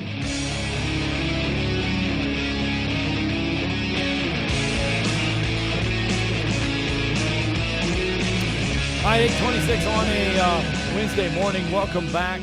So Saturday we get the 86th edition of the Iron Bowl. We'll also get Michigan and Ohio State on Saturday. Those will be the games. But right now it appears the game inside the game is the battle for the Heisman Trophy. And it basically right now, it looks like, according to Vegas's sports books, it is a two-person race. Bryce Young has pretty much led the money or the betting odds favorites all season long until this week. C.J. Stroud has become the odds-on favorite in Vegas to win the Heisman at a minus 350. Bryce Young is now a plus 260. Anyone else is at plus 5,000. Those are the next closest. So it has come down to Bryce Young, C.J. Stroud. It is the game within the game, so to speak. Both now will have national audience, and I say that, and everyone says, well, every game is on football, or every game is on TV, but not like this. Alabama will be on CBS. Michigan, Ohio State, I believe. I haven't looked, but I assume that'll be on ABC. Fox or ABC, one of the two. I have not seen. I have not seen that either. Let me look here. But anyway, it's come down between those two, Drew, and it is that game within the game on Saturday. Well, it has. I mean, it's like we've been talking about all week, Scott, no doubt about it. And that game will actually be on Fox. Okay. Ohio State, an 8.5-point favorite at Michigan. It will be a battle of 10-1 teams, and it is the usual early kickoff. It will be 11 a.m., Ohio State and Michigan taking the field. So that will actually be on Fox. So it's going to be a huge game, no doubt about it. And then we haven't really talked about it, but I did see this announced yesterday, and we had him on our airwaves. We broadcasted some of his games. This is another Big Ten situation.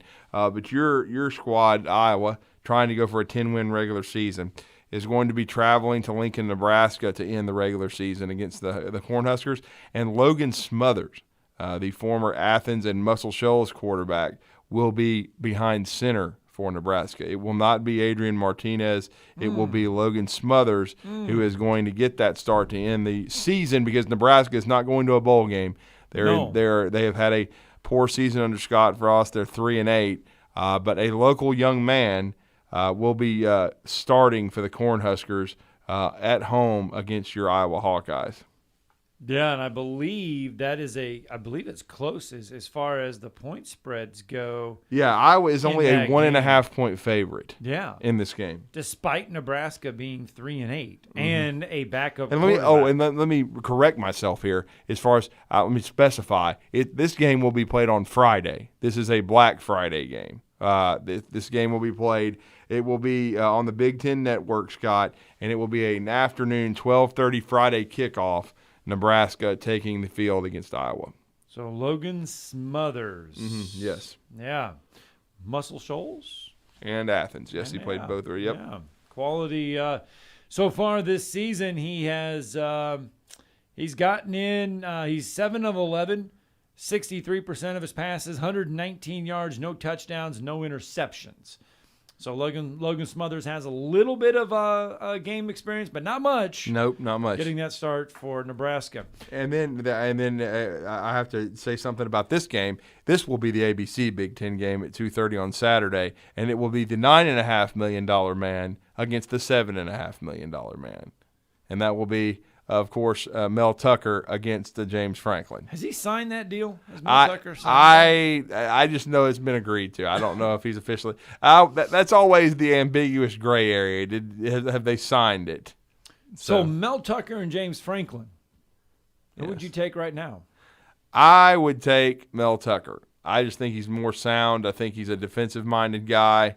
I think he's probably a little bit better recruiter. I don't trust James Franklin. I think he's a snake oil salesman. He puts his name in for every job around the country, so Penn State will pay him and to finish third and never win. So a championship. So Penn State's 7-4. The COVID year they had a losing record when they were supposed to be a national championship level ball club. So I don't know. I 5 years ago I thought more of Franklin than I do now, based upon what he did at Vanderbilt and what he was doing at Penn State. Okay. But I think he's kind of plateaued. All right. Well, recruiting is no doubt a major factor in college football. Just huge. ask Dan Mullen. Yes. Because things can go south in a hurry. Yeah. Well, if you're an Auburn Tiger fan and you look at recruiting and you look at where things are going right now, early on, if you're an Auburn Tiger fan, you have to sit there and you have to scratch your head and think, well, what is Brian Harsin doing? Because the recruiting numbers, as far as recruiting rankings go, don't look real great for Auburn. But you have to trust said coach, maybe, because he has a plan, hopefully. And our next guest might be able to help us out and see a little bit of what the plan may look like for Brian Harsin's recruiting, because it is a huge weekend for Auburn. It is, because there's less than a month until the early signing date on December 15th, and our next guest will be super busy then. He's been super busy this week putting together what looks to be an epic visitors list for the Iron Bowl. Not surprisingly, this will probably be Auburn's biggest recruiting week. It is their biggest recruiting weekend of the year, showcasing their campus, showcasing their program against the University of Alabama in the biggest rivalry, I still think, in college football. And who better than to break down Auburn recruiting? He's part of 24/7 Sports, part of Auburn Undercover, and that's Keith Niebuhr. Keith, welcome back to the show. Happy Thanksgiving to you and your family. Yeah. You're with Drew and Scott. How are you? Yeah, I'm good. How you guys doing? We're doing really well, and get right down to it. I know you've been on your Twitter account. You've been saying this is going to be an unbelievable recruiting weekend for Auburn, looking very strong and getting stronger, it seems, by the hour. Yeah, and if you're Auburn, you got to sell the future and the vision of the future, because you're only 6-5. It's going to be a tough game Saturday. Alabama's pretty good, obviously, as usual. So you're just trying to say, look, there's opportunity here. Here's what my program is about, or our program is about. And here's how you could fit in, and here's the atmosphere in the big games. And at Auburn, you're going to play in a lot of big games. I think the strength of schedule right now is in the top 3 or 4 in the country, and it's that way every year because you're always going to play Georgia and Alabama, and they're the 2 top dogs in college football right now. So if you want to play in those marquee games, this is the place to be, yada, yada, yada. So they've got a lot of things working in their favor in that regard. They just got to hope kids fall in love with the visit as a whole. But there's going to be a lot of talent there. There'll be, half dozen or so 5 stars, maybe more. We got a big list going right now, and I'm told there's, and I should point out, a very comprehensive list, probably the best one you're going to find out there. But, there'll probably be some more surprises. There'll probably be some 5 stars that show up that aren't on any list that Auburn wants to keep quiet. But it should be a really, big weekend, And a lot of people, we get some naysayers right now. When Auburn starts losing, you got people that kind of start moaning a little bit. And one of the things they're moaning about is they say, well, these kids are just going to watch Bama. Even if that was true, and I don't believe it is, because most of these kids, the elite kids, can just go to Bama to watch Bama play, right? But even if that was the case, maybe you can impress them. There's different ways of looking at this. So I think overall it's a huge weekend for Auburn football, and as they try to take some steps forward. A lot of the 5 stars that are going to be there are in the 2023 class. And they've worked hard on these guys. Many of them, this isn't their first time at Auburn, or won't be their first time at Auburn this fall. So they're really trying to lay the groundwork for the next class, because quite frankly, they were really far behind when they arrived at Auburn with the current class, and it's obviously showed. So you said behind in the current class. Does that mean we could see a lot of junior college guys fill roster spots or fill recruiting spots in December? Yeah, maybe a couple. I mean, you never want to go too heavy into JUCOs. I mean, that's really only worked for one program in recent memory that I can think of, and that was Kansas State, right? I mean, they basically built their program off that, but it's just not sustainable. What you're trying to do if you're Auburn right now is fill in the gaps with JUCO and the portal, but mainly the portal because you probably know a little bit more about those guys, and also it may not eat up a scholarship space, but for 1 year, because when you're recruiting. A lot of schools, they'll wait to announce their JUCO, not wait, but they'll want the JUCO kids to announce later in the process that they're going there because that can tend to scare other kids away. The young high school kids, they all like competition, don't get me wrong, but hey, they just signed me and now they're bringing, or just got a commitment from me and now they're bringing in a JUCO guy that I think is going to start right away. And you say, okay, what's the difference between that and the portal? Well, a JUCO guy may have 3 or 4 years because remember, last year, 2020 didn't count against those guys. A portal guy may just have 1 year. And most kids know, it's going to be hard to get on the field a ton as a freshman anyway. They all think they can do it. But in other words, there wouldn't be as much of a log jam. So, if you're Auburn, you're just trying to work everything you've got right now just to build a team, while you're building a program at the same time. They are two different things. Each year to year, you build the team, but the program is something you build long term. And JUCOs and portal guys, that's just not sustainable. I mean, and you can have them here or there, but a few more wins this year, but it's not sustainable long term. So they got a lot cooking right now. But this 2022 class, there's a lot to be determined. Obviously, they only have 13 commitments right now. And they can sign up to 32 due to the COVID situation, Keith. I mean, I know it's still there's going to be 2 signing periods. As you've done your intel and your due diligence, how many of these extra scholarships that are available this year do you think Auburn will use? I couldn't tell you. I have no idea. That's info that they don't really want getting out. Right. It's I thought you were going to ask me how many will go to portal players, and I don't know the answer to that. No, not at all. There's so much fluidity to it. That's the thing. But, here's the thing. You say, okay, well, let's suppose they sign 18 in the early signing period. You got 14 left or whatever. But how many good people are left after the first signing period? Not as many, obviously. Historically, late reaches, they're hit or miss. I mean, a late reach being a guy nobody's heard about. All of a sudden you discover in January and their offer lists look good because everybody discovered them at once, usually out of desperation, quite frankly. And so, those guys don't always really pan out. So I think a lot of these schools are saying, it's low risk with the portal. I mean, you sign a guy, you reach for a guy that's in high school and you're kind of stuck with them for a while. Now, granted, scholarships are signed year to year and you could theoretically run kids off and tell them they're never going to play and all that. But they don't want to do that, obviously, too much. But with a portal guy, if it doesn't work out, I mean, Auburn signed a bunch of portal guys, or guys who did portal last year. A few of them worked out. A lot of them didn't. And they're just there for a year. Some of them. Not all portal guys are like that, obviously. But some of these guys won't be there very long. It doesn't eat up too much space. But, what was the original question? How many are going to go to what? Your original question? Oh, my original question was, I mean, no. You laid it, you broke it down for us. It's basically piggybacking off of what you were going to say. I think it would be that they would reassess after the early signing period who they sign, and then that would affect maybe the portal guys who they try to target, or maybe some positions late, even a junior college player or two, perhaps, to fill a need. Well, if you got time, I can almost go position by position really quick. I mean, quarterback, unless one of these two, for either Bo Nix or T.J. Finley, decides to leave, they've got a kid coming in, Holden Gerner. I think they're probably good there. Running back, you're only going to have Tank Bigsby for one more year. You got Jarquez Hunter, but, as you notice, as the season's gone along and the games have gotten bigger, haven't seen as much of him. So is he prepared to be a number one back? I don't know. They've got a pretty good running back committed. They'd like to take another one.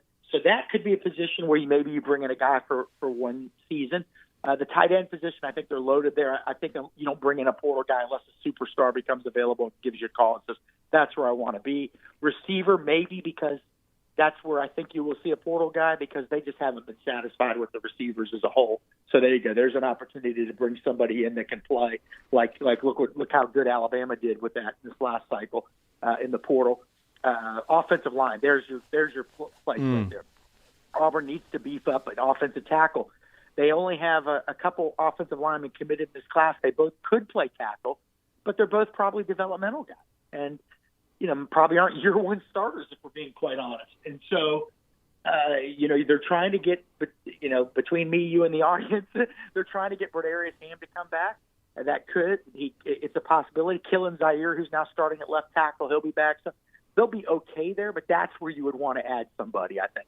That's where you would want to add somebody that could come in and at least push for a starting job. Not even one, maybe a couple tackles, because there just aren't a ton at the high school level that Auburn's really in with right now at a high level. Yeah, they can go out and get a mid 3-star guy of that capability, but that guy couldn't help you right away, right? So, position to watch. I suspect there are going to be some names entering the portal next week and that have interest in Auburn. Just remember that I said that, okay? No doubt. And so offensive line, then defensive line. You could be losing guys like Derek Hall and Colby Wooden. Your defensive line's just been so-so this year at Auburn. Not a lot of pass rush, not a lot of 5-yard stops in the backfield. Been okay, but not great. So you could see some additions there into the portal. Linebacker Owen Papeau, we reported last week, is probably coming back, but they still are going to be losing a couple guys. So you could see somebody maybe being added there. At cornerback and safety, it's a possibility too. So there's really maybe a potential to add one guy, a lot of positions, one or two, a lot of positions through the portal. But again, here's the challenge, guys. When you're the good guys that come, well, first of all, a lot of the guys in the portal are in it for a reason. Some of them are problems. Some of them just aren't that good. So you've got to then evaluate those guys all over again, too. Can this guy play? Just because he's at Oklahoma or USC or Alabama or Georgia, that doesn't mean he can play in the SEC. So you got to reevaluate them.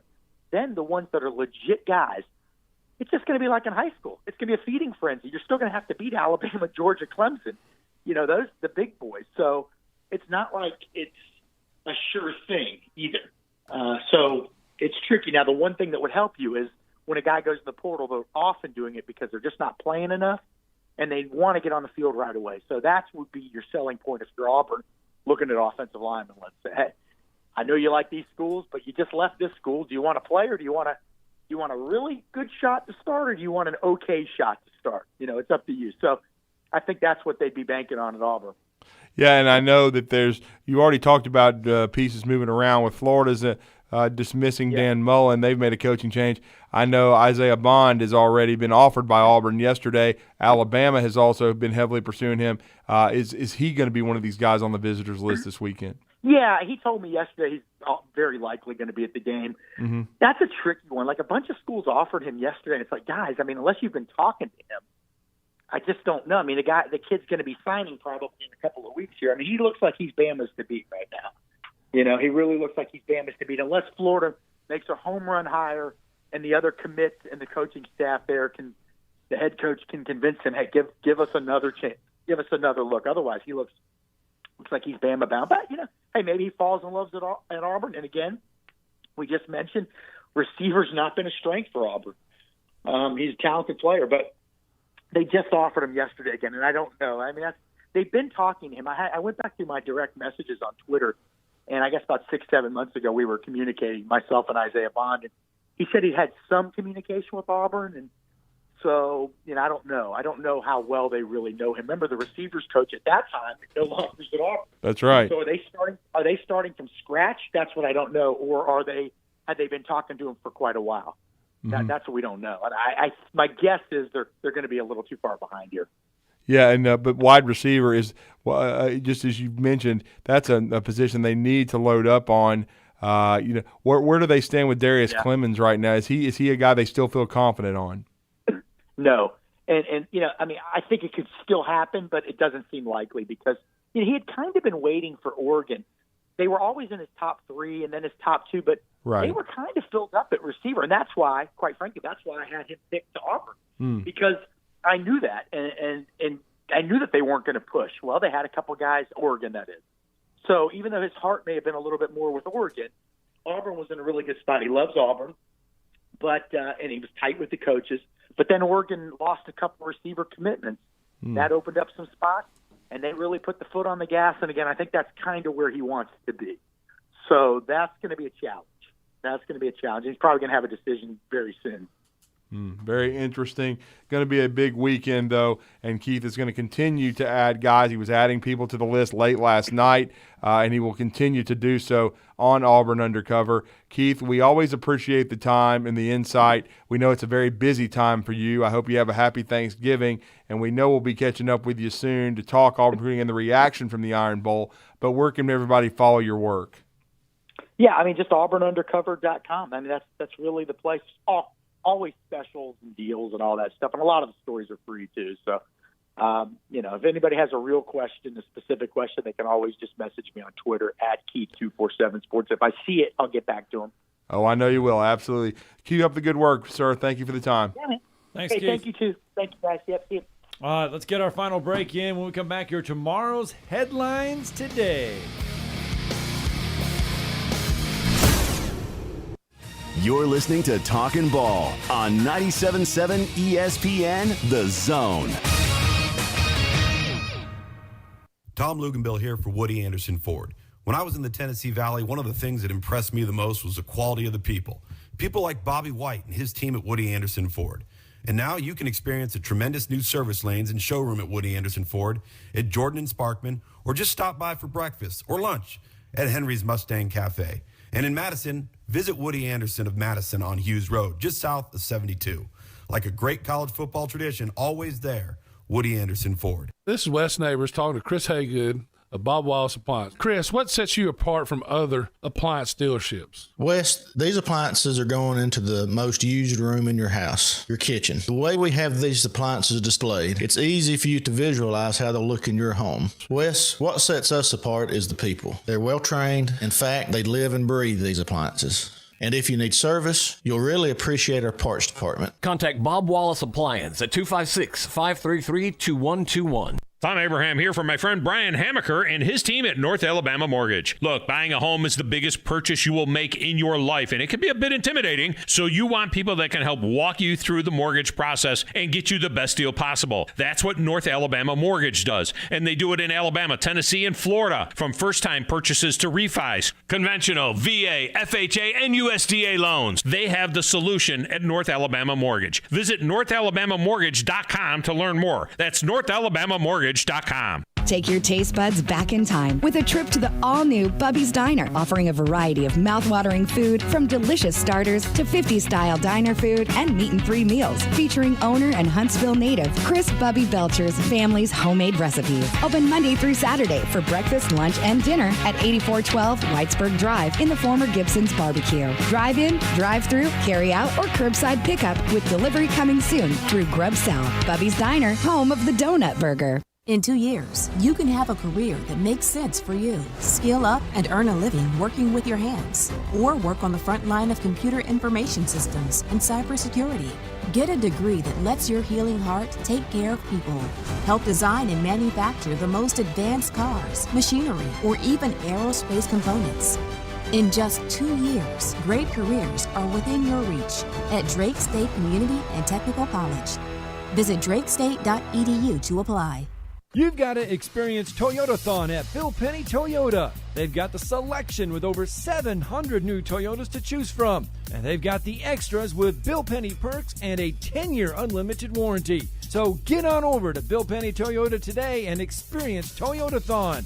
Bill Penny Toyota in Huntsville and online at BillPennyToyota.com. Bill Penny's Toyota 10-year unlimited warranty is valid through the 10th year of ownership. Valid on new vehicles only. See dealer for details. Ann Adams with Berkshire Hathaway Rise Real Estate is the one name to know if you're buying or selling real estate. With years of local experience, Ann Adams offers buyers in-depth knowledge of the local housing market and will narrow available properties down to those you'll be interested in so you can save time when shopping for your new home. If you're ready to sell, Ann offers a seamless process using accurate pricing and expert negotiation skills to make sure you get a fair price for your home. home. Call Ann Adams today at 256-337-2625 or log on bhhsriserealestate.com. Never mind fall and football being in the air. We want to taste it. And never mind not being able to tailgate at the game. Let's create the ultimate barbecue experience in your own backyard. You said it, Foster Brooks, and that's where Brooks & Collier comes in. Big selection of outdoor furniture. And a big selection of grills and smokers like Traeger, Big Green Egg, Blaze, even DCS, and more. This is the good stuff. And Paul, we definitely got the accessories. And remember, we deliver. Visit us at 813 Meridian Street and shop online at brooksandcollier.com. Hi, this is Wes Neighbors. I'm here with Sam Fleming with Fleming Roofing and Restoration. Sam, tell the folks about Fleming Roofing and Restoration. Hey, Wes. Our company, Fleming Roofing and Restoration, specializes in commercial and residential roofing and repairs. I'm a fifth-generation Huntsvillian, and our family's been doing construction business in Huntsville area since 1965. Sam, what kind of roofs does Fleming Roofing and Restoration do? Our guys are skilled enough. We can come out and address any kind of leaks or issues you might have on your commercial, on your metal roofing, on your shingles. We can do anything, and we can offer you a solution to repair it or we can replace it. Well, you guys also do insurance restoration. Our staff has 10-plus years of experience as insurance adjusters, and we really do know the inside and out of the claims process at Fleming Roofing and Restoration. Check out Fleming Roofing and Restoration online at FlemingHSV.com, or you can call or text them at 256-651-9440. Hey, Wes, we show up. This segment of Talkin Ball is brought to you by University Kia, the #1 volume Kia dealer in the state of Alabama. Located online at universitykia.com.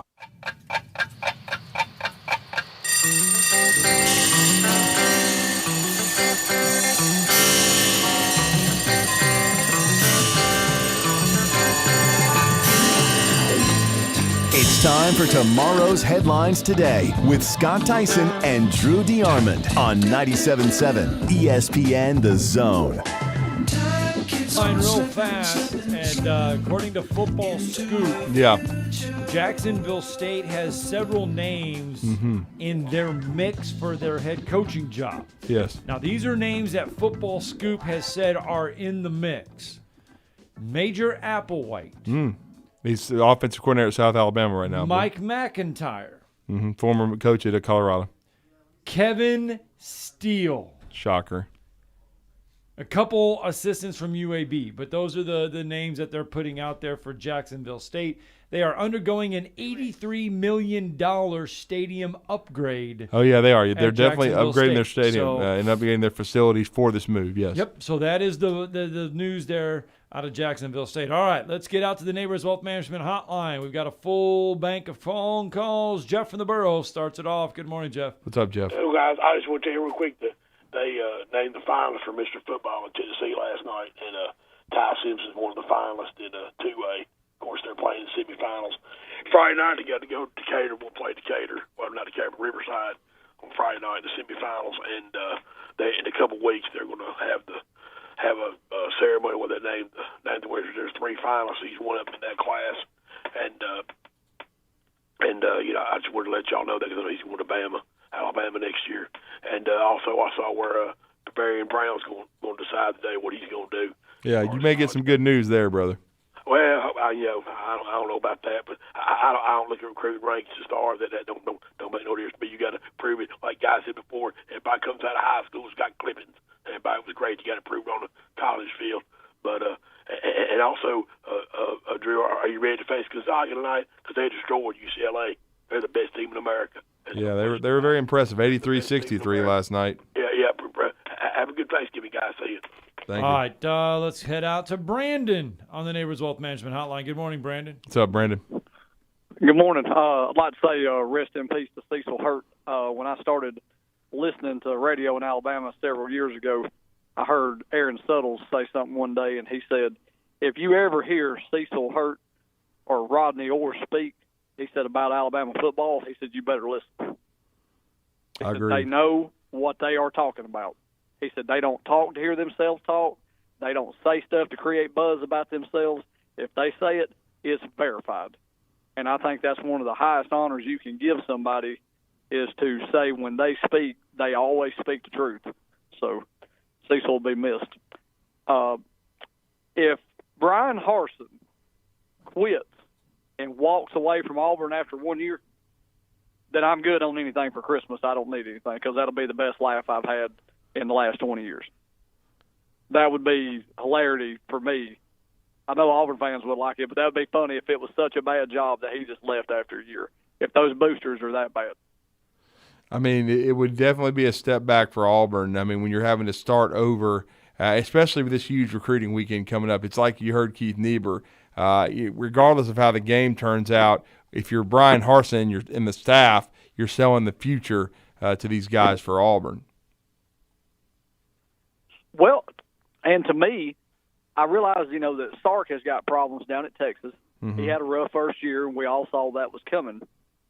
But at what point do some of these schools start to realize that the booster pressure is what's causing the problems? They're not giving people time to develop. If Stoops at Kentucky had been treated like that, they would be on about their 8th coach?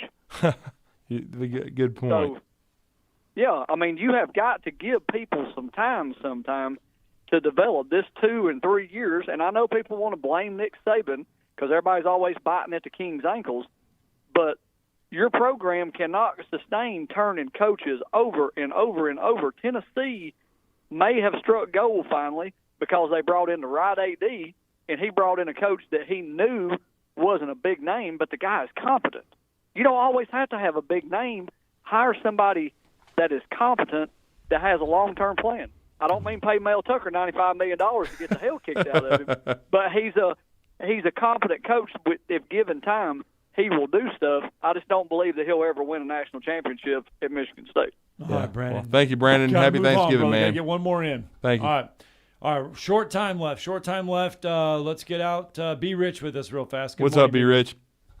Hey, fellas. Just wanted to wish y'all a happy Thanksgiving. Same to you and your Drew, family. Make sure you Drew, tell your parents I said happy Thanksgiving. Y'all enjoy your time. I got one question for you guys. Scott will appreciate this. Are you a fried turkey, a smoked turkey, or an oven turkey kind of guy? Smoked. Well, I like smoked, but we usually have oven turkey with our family. But pretty much any kind of turkey. I mean, for Thanksgiving, I just love to eat. I'm more of a dressing person too. I love the dressing. I love the cranberry sauce, the cornbread. I'm looking forward to some fellowship and some great food. I hear you. Hey, don't sleep on the green bean casserole. Y'all have a great one, guys. Thank you, B. Rich. Real fast. Sure. Brandon brought up an interesting point, and I'll try to get it out here real fast. A lot of these schools are trying to catch lightning in a bottle, right? Kind of like Ed Orgeron did. Alabama has sustained success right now with Nick Saban. But do you think there's a majority of the schools out there, Power 5 schools, that would take lightning in a bottle 1 year to win a national championship? And if they don't have the sustained success, that's fine.